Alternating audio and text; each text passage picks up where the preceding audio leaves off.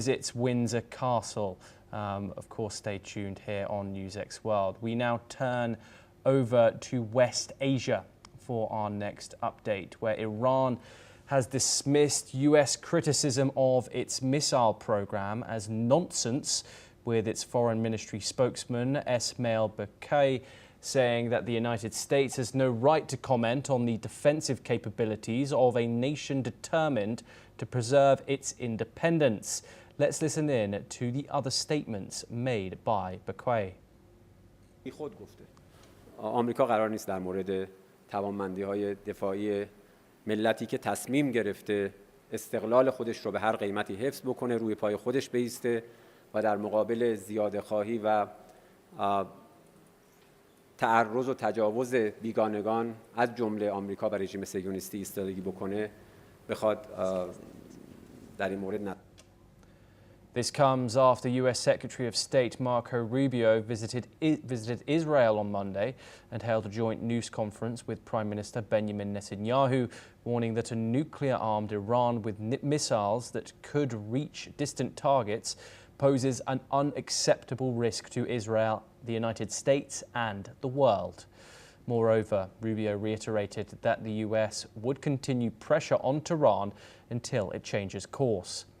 Earlier this month, Iran's security chief, Ali Lajani, said Tehran remained open to nuclear talks with Washington, but ruled out any limits on its missile program.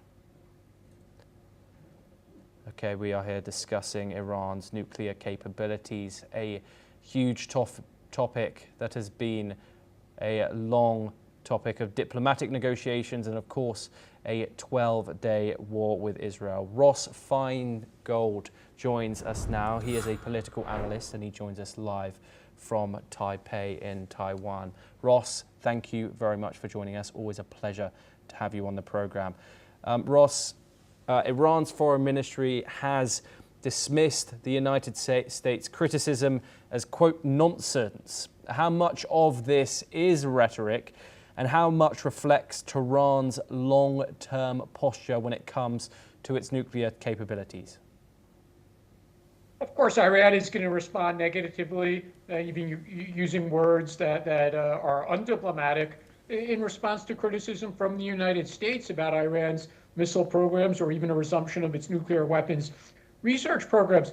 I think the key thing here is that despite the brief war in June, it's clear that this issue is unresolved. The issue of Iran's development of long-range conventional missiles, as well as the issue of its development of nuclear weapons, despite the U.S. and President Trump's claims about obliterating Iran's capabilities. But we know that they still have some capability to continue to pursue nuclear weapons.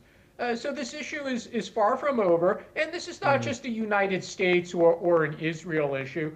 Other countries in the region, no matter their views or their anger towards Israel about the war in Gaza, other countries in the region, the Gulf countries like Saudi Arabia and the UAE, none of them want Iran to develop further its missile, let alone its nuclear weapons capabilities.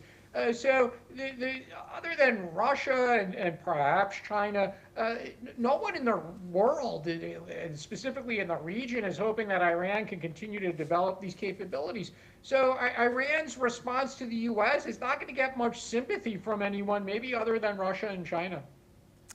Okay, Ross, do stay with us. We have further updates from related developments.